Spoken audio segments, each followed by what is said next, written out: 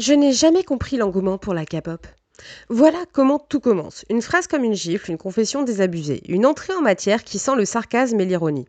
Et pourtant, ce scepticisme sera balayé en quelques pages parce que Red Flag et Love Song ne racontent pas seulement la tournée d'un groupe fictif de K-pop.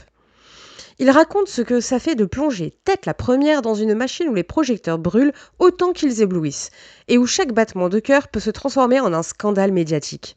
Sacha Morel, ton alter ego sarcastique, accepte un job qu'elle n'aurait jamais imaginé.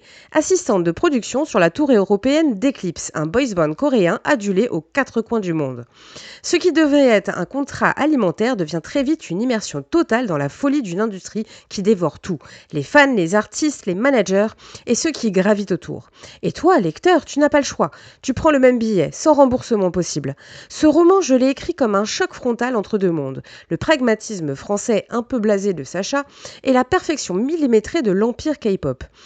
Chaque chapitre joue sur cette dissonance, la fatigue des plannings impossibles, la rigueur glaciale des managers, l'énergie incandescente des fans, et au centre de tout ça, 5 garçons qui ne sont pas que des silhouettes chorégraphiées. Ils sont des êtres humains, avec leurs fissures, leurs contradictions et leurs désirs cachés. Ce n'est pas une romance à paillettes, c'est une histoire où l'amour se mêle aux rumeurs, où chaque sourire devient suspect, et où chaque geste peut être interprété comme un aveu. Entre Sacha et Jaemin, le leader charismatique et insaisissable, s'installe une tension aussi électrisante que dangereuse. Pas de promesses naïves ni de coups de foudre faciles, juste cette question l'assintante.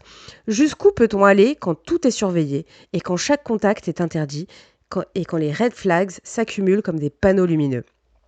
Mais ne crois pas que Red Flag et Love Song se résument à une histoire d'attirance ou contrainte.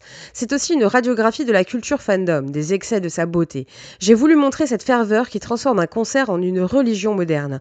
Cette intensité qui fait camper des milliers de jeunes sous la pluie pour apercevoir un sourire de leur idole. C'est fascinant, terrifiant et profondément humain.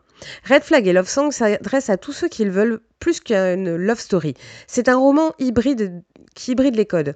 La tension du thriller, parce que oui, tu vas craindre pour Sacha et pour eux à chaque chapitre, le rythme d'un page turner pop, impossible de l'opposer une fois lancé, et la lucidité d'un regard critique sur l'industrie du divertissement. Je n'ai pas écrit un conte de fées, j'ai écrit une immersion dans un système qui séduit autant qu'il brise. La promesse que tu termines ce livre avec le cœur serré, l'adrénaline encore dans les veines, et cette impression étrange d'avoir vécu une tournée de l'intérieur. Que tu entendes les cris des fans, que tu sentes la sueur des répétitions, que tu trembles avec Sacha quand un regard dure une seconde de trop. Red Flag et Love Song n'est pas fait pour les âmes trop sages. Il est fait pour ceux qui veulent sentir le danger derrière les néons, la vulnérabilité derrière les paillettes. Ceux qui savent qu'une chanson peut être un cri, qu'un red flag peut cacher une vérité intime, et que l'amour, même improbable, est toujours politique. Alors, est-ce que tu oses monter dans le minivan avec eux? Red Flag et Love Song est disponible en version papier et e-book sur Amazon et en numérique sur Google Books.